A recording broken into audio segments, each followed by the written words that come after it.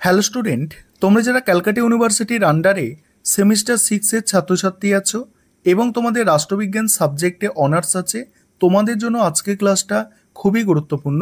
আজকের ক্লাসে তোমাদের CC14 পেপার থেকে গুরুত্বপূর্ণ 3টি 10 নম্বরের প্রশ্নের উত্তর নিয়ে আলোচনা করব।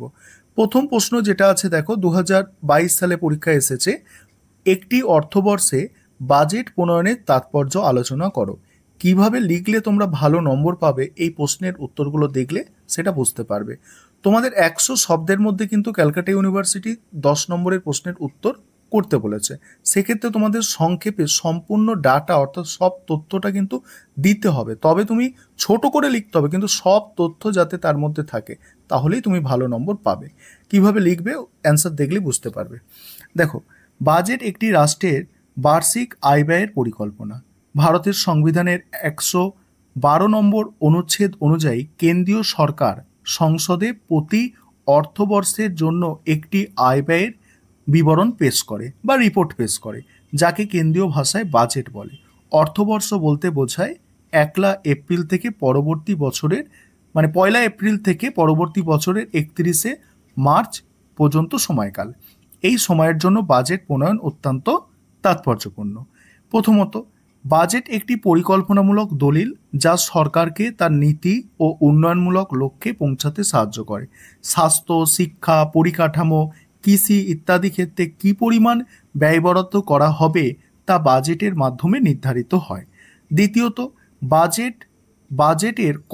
বাজেট কর নীতি নির্ধারণ করে, অর্থাৎ ট্যাক্স। কোন কোন খাতে কত কর ধার্য হবে এবং জনগণের ওপর করের বোঝা কতটা থাকবে তা বাজেটের মাধ্যমে স্থির হয়। এতে করদাতাদের আর্থিক পরিকল্পনাও প্রভাবিত হয়। তৃতীয়ত, বাজেট সরকারের দায়বদ্ধতার প্রতিফলন।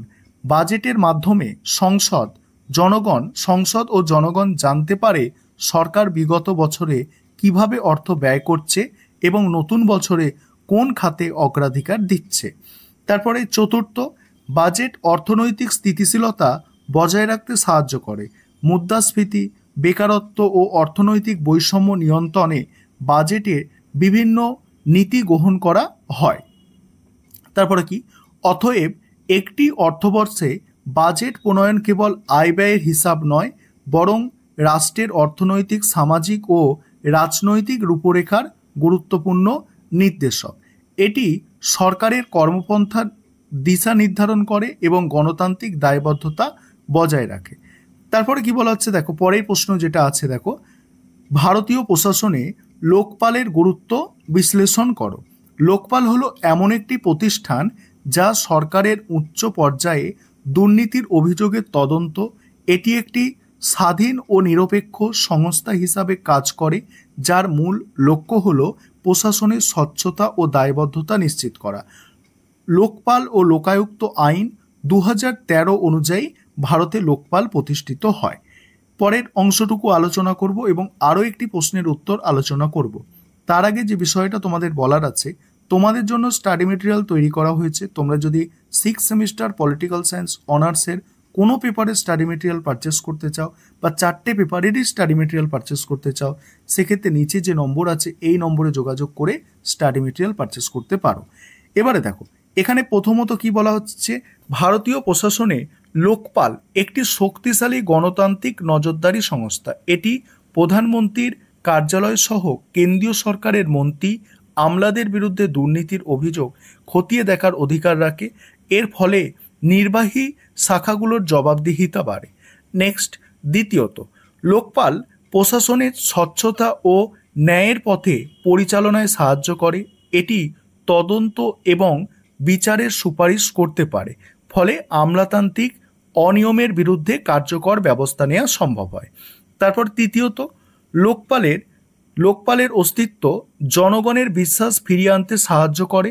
যখন নাগরিকরা দেখে প্রশাসনের দুর্নীতির বিরুদ্ধে নিরপেক্ষ তদন্ত হচ্ছে, তখন তাদের মধ্যে সরকার ও গণতন্ত্রের প্রতি আস্থা বৃদ্ধি পায়।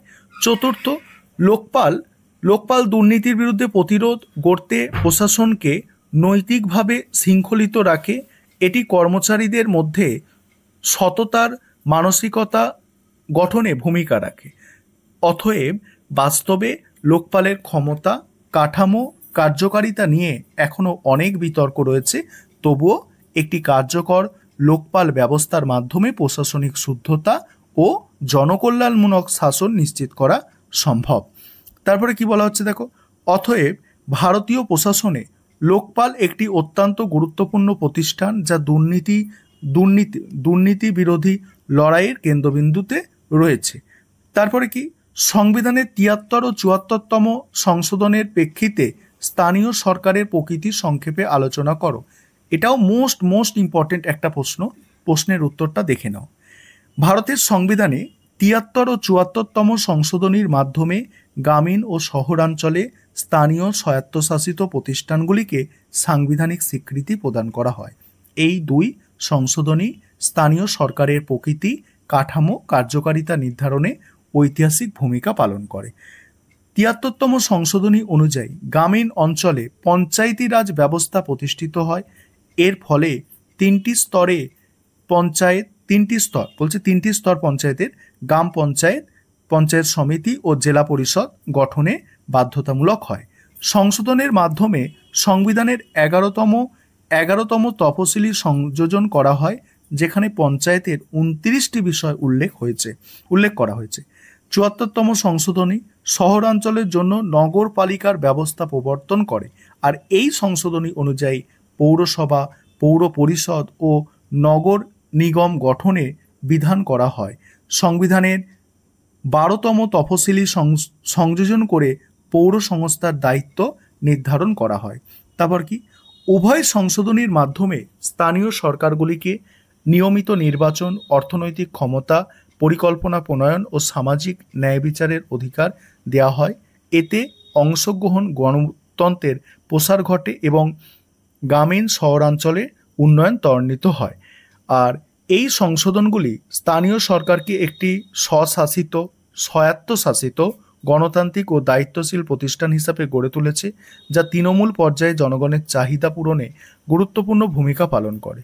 ৭৩তম ও ৭৪তম সংশোধনীর প্রেক্ষিতে স্থানীয় সরকার আজ ভারতের গণতান্ত্রিক শাসন ব্যবস্থার অন্যতম ভিত্তি। এই ছিল তোমাদের 3টি মোস্ট ইম্পর্টেন্ট 10 নম্বরের প্রশ্নের উত্তর।